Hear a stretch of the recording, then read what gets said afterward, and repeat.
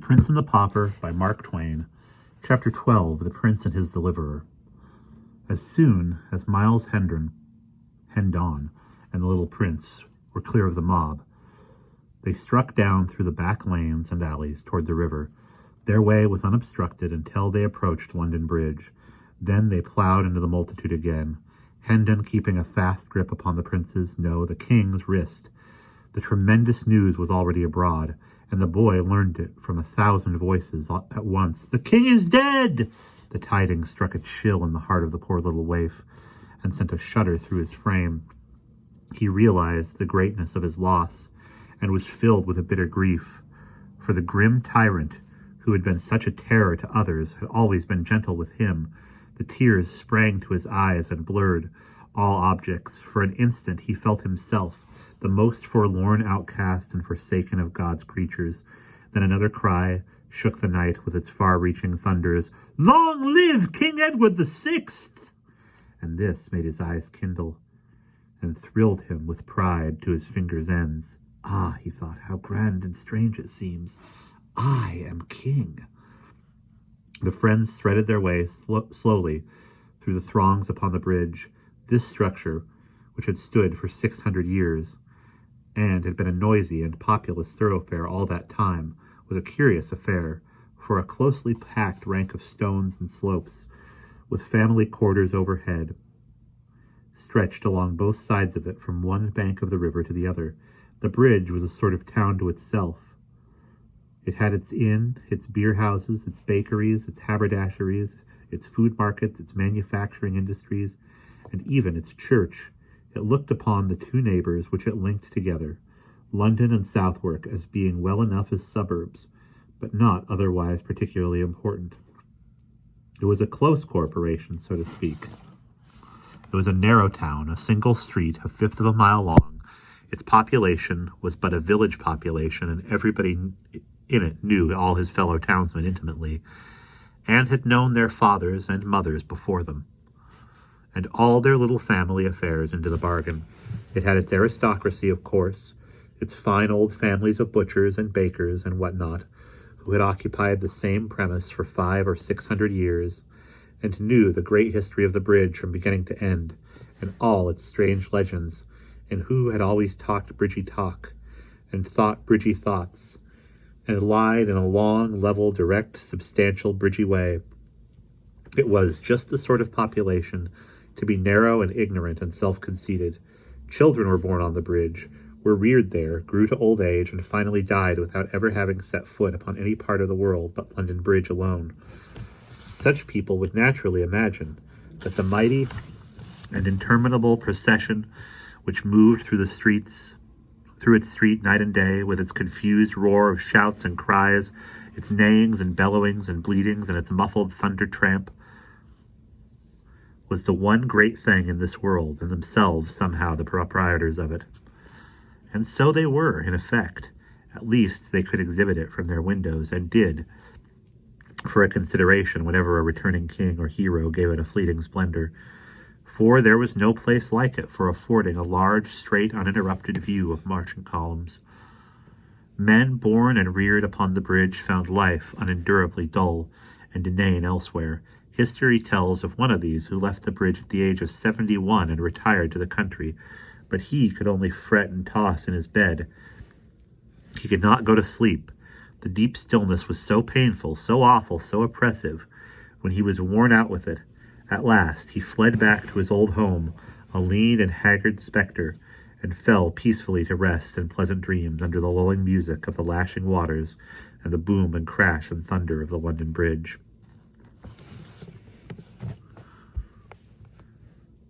In the times of which we are writing, the bridge furnished object lessons in English history for its children, namely the livid and decaying heads of renowned men impaled upon iron spikes atop its gateways, but we digress. Hendon's lodgings were in a little inn on the bridge. As he neared the door with his small friend, a rough voice said, "So thou art come at last. Thou wilt not escape again, I warrant thee, and if pounding thy bones to a pudding can teach thee somewhat, thou wilt not keep us waiting another time, mayhap." And John Canty put out his hand to seize the boy. Miles Hendon stepped in his way and said, "Not so fast, friend. Thou art needlessly rough, methinks. What is the lad to thee? If it be any business of thine to make and meddle in others' affairs, he is my son." "'Tis a lie," cried the little king hotly. "Boldly said, and I believe thee, whether thy small headpiece be sound or cracked, my boy. But whether this scurvy ruffian be thy father or no, 'tis all one. He shall not have thee to beat thee and abuse, according to his threat. Thou prefer to bide with me, so thou prefer to bide with me." I do, I know him not. I loathe him, and will die before I will go with him. "Then 'tis settled, and there is not more to say." "We will see to that," exclaimed John Canty, striding past Hendon to get at the boy.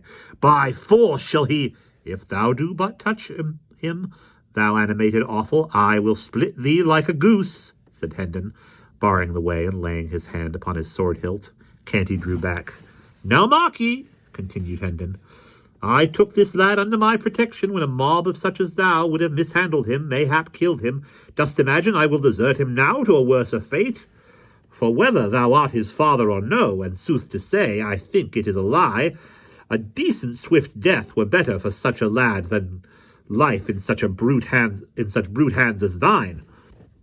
So go thy ways, and set quick about it.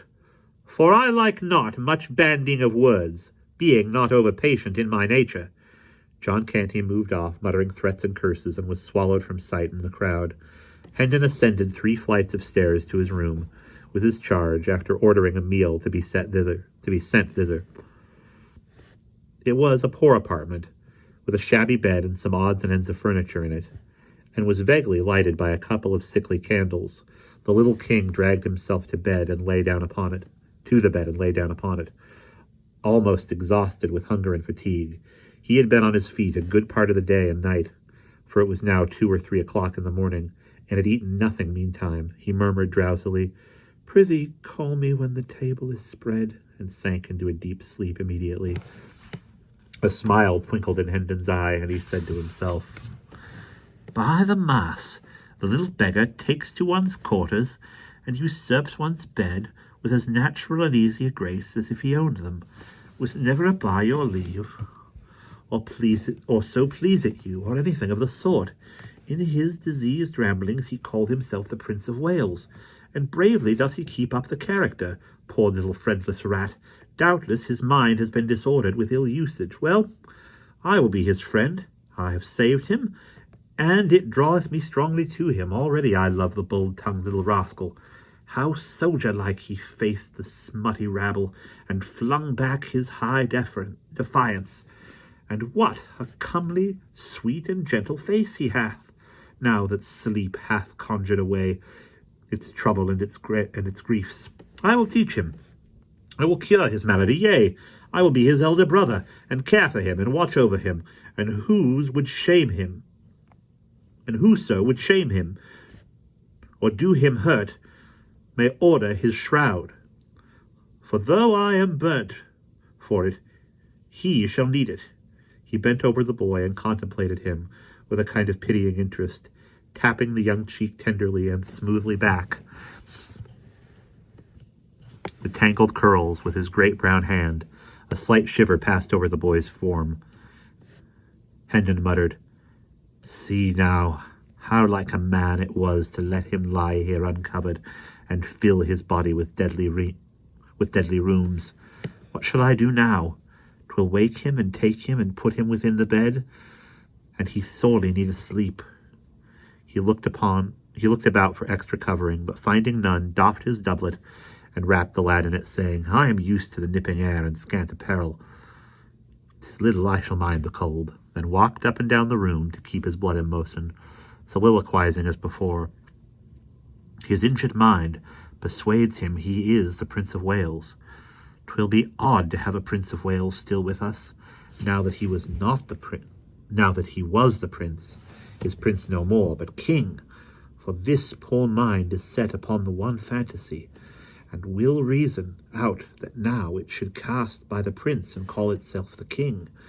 If my father liveth still, after these 7 years that I have heard not from home in my foreign dungeon, he will welcome the poor lad and give him generous shelter for my sake.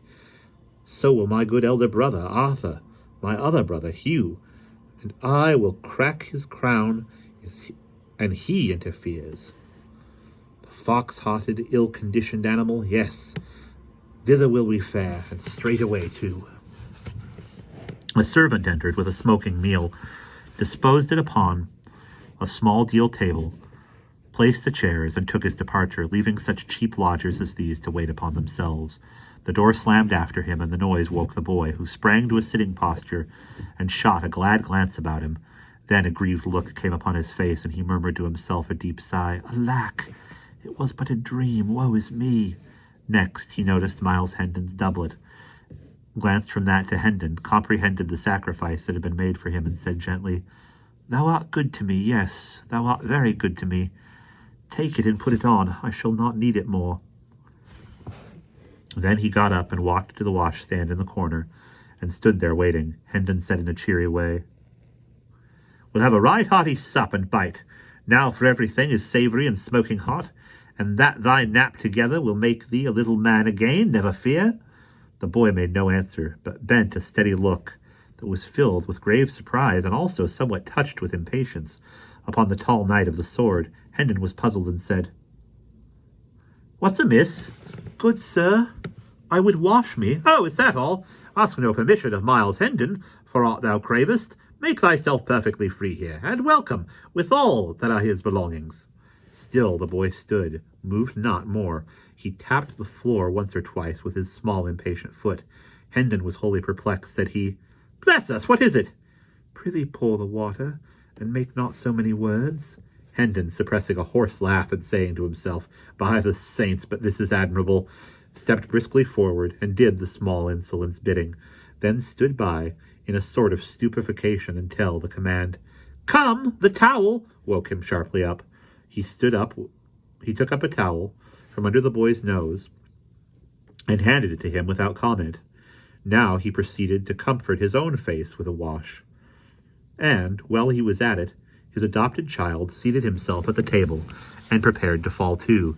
Hendon dispatched his ablutions with alacrity, then drew back the other chair and was about to place himself at table when the boy said indignantly, Forbear! Wouldst thou sit in the presence of the king? This blew the staggered Hendon to his foundations. He muttered to himself, Lo, the poor thing's madness is up with the time. It has changed with the grief. It has changed with the great change that has come to the realm, and now in fancy is he king. Good lack, I must humour the conceit too. There is no other way. Faith, he would order me to the towel else. And, pleased with the jest, he removed the chair from the table, took his stand beside the king, and proceeded to wait upon him in the courtliest way he was capable of. While the king ate, the rigour of his royal dignity relaxed a little, and, with his growing contentment, came a desire to talk. He said, I think thou called thyself Miles Hendon, if I heard thee aright. Yes, sire, Miles replied, then observed to himself, If I must humour the poor lad's madness, I must sire him, I must majesty him, I must not go by halves. I must stick at nothing that belongeth to the part I play, else I shall play it ill, and work evil to this charitable and kindly cause. The king warmed his heart with a second glass of wine, and said, I would know thee. Tell me thy story. Thou hast a gallant way about with thee, and a noble. Art nobly born? We are of the tail of nobility, good your majesty. My father is a baronet, one of the smaller lords by knight's service, Sir Richard Hendon of Hendon Hall, by Monk's Home in Kent. The name has escaped my memory. Go on, tell me thy story. 'Tis not much, your majesty, yet perchance it may beguile a short half-hour for want of a better. My father, Sir Richard, is very rich, and a most generous nature, and of a most generous nature. My mother died whilst I was yet a boy. I have two brothers, Arthur, my elder, with a soul like to his father, and Hugh, younger than I, a mean spirit, covetous, treacherous, vicious, underhanded, a reptile. Such was he from the cradle, such was he 10 years past, when I last saw him, a ripe rascal at 19, I being 20 then. Then and Arthur 23. There is none other of us but the Lady Edith, my cousin. She is 16 then, beautiful, gentle, good, the daughter of an earl, the last of her race, heiress of a great fortune and a lapsed title. My father was her guardian. I loved her, and she loved me, but she was betrothed to Arthur from the cradle, and Sir Richard would not suffer the contract to be broken. Arthur loved another maid, and bore us of good cheer, and hold fast to the hope that delay and luck together would some day give success to our several causes. Hugh loved the Lady Edith's fortune, though in truth he said it himself. He said it was herself he loved. But then 'twas his way, and 'twas his way always to say the one thing and mean the other. But he lost his arts upon the girl.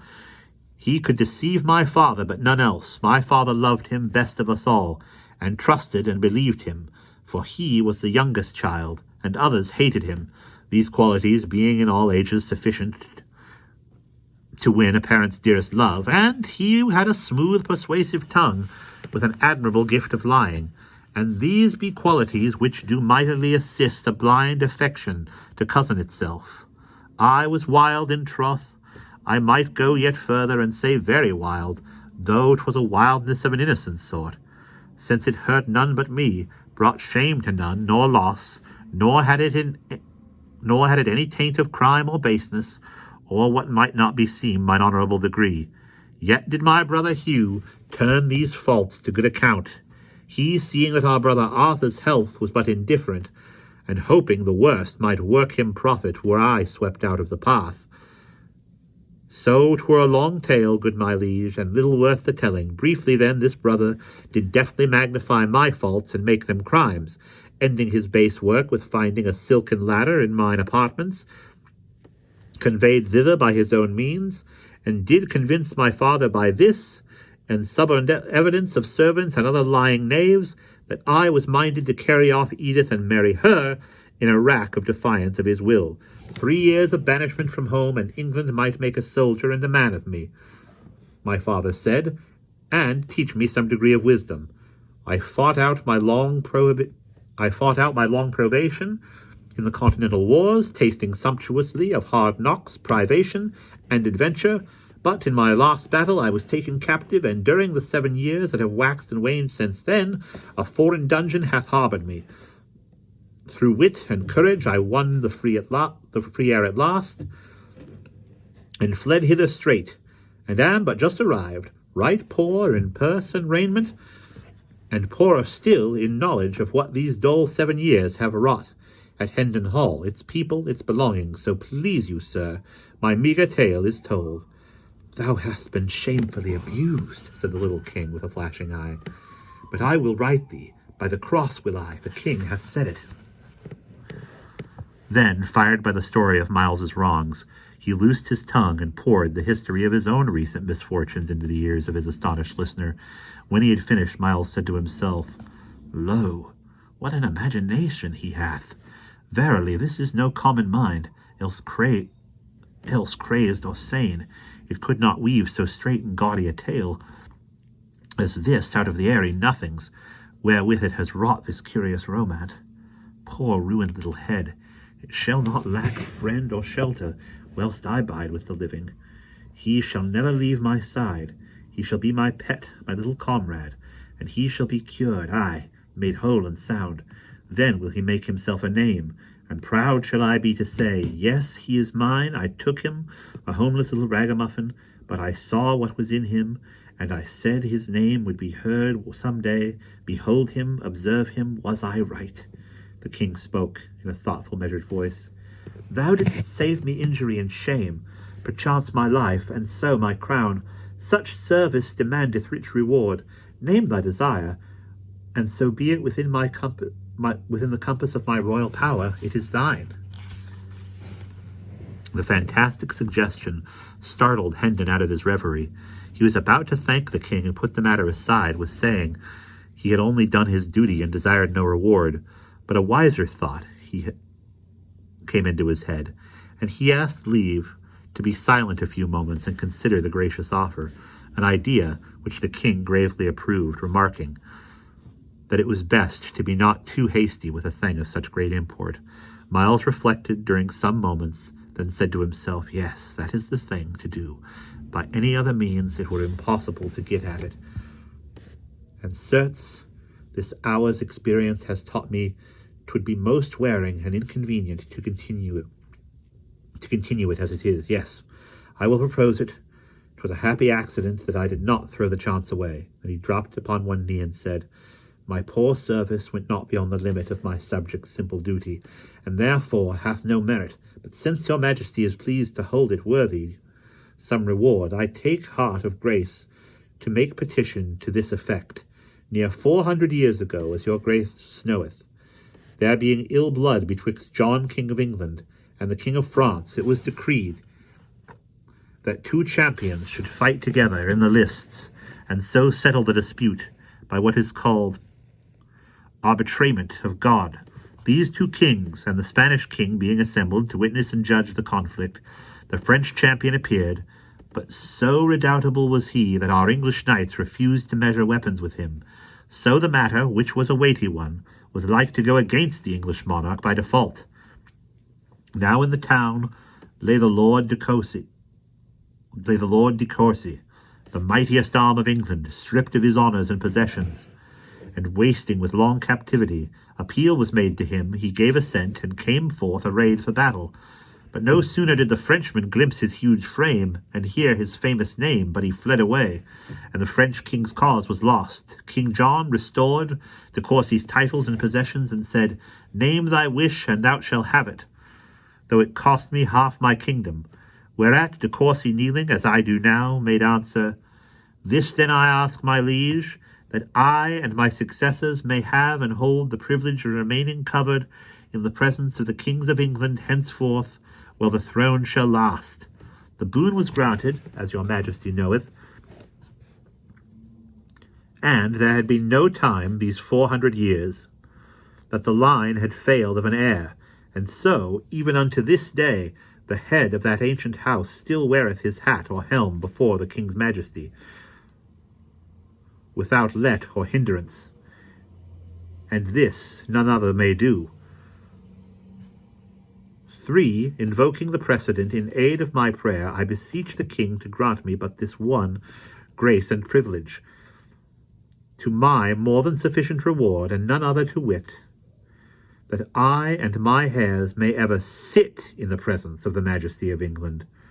"Rise, Sir Myles, Hendon knight," said the king gravely, giving the accolade with Hendon's sword. "Rise and seat thyself. Thy petition is granted. Whilst England remains, and the crown continues, the privilege shall not lapse." His majesty walked apart, musing, and Hendon dropped into a chair at table, observing to himself, "'Twas a brave thought, and has wrought me a mighty deliverance. My legs are grievously wearied, and I had not thought of that. I might have had to stand for weeks till the poor lad's wits are cured." After a little he went on, "And so I am become knight of the kingdom of dreams and shadows. A most odd and strange position, truly, for one so matter-of-fact as I. I will not laugh, no, God forbid, for this thing, which is so substanceless to me, is real to him, and to me also. In one way it is not a falsity, for it reflects with truth the sweet and generous spirit that is in him." After a pause, "Ah, what if he should call me by my fine title before folk? There'd be a merry contrast betwixt my glory and my raiment. But no matter, let him call me what he will. So it pleases him, I shall be content." And that is the end of chapter 11.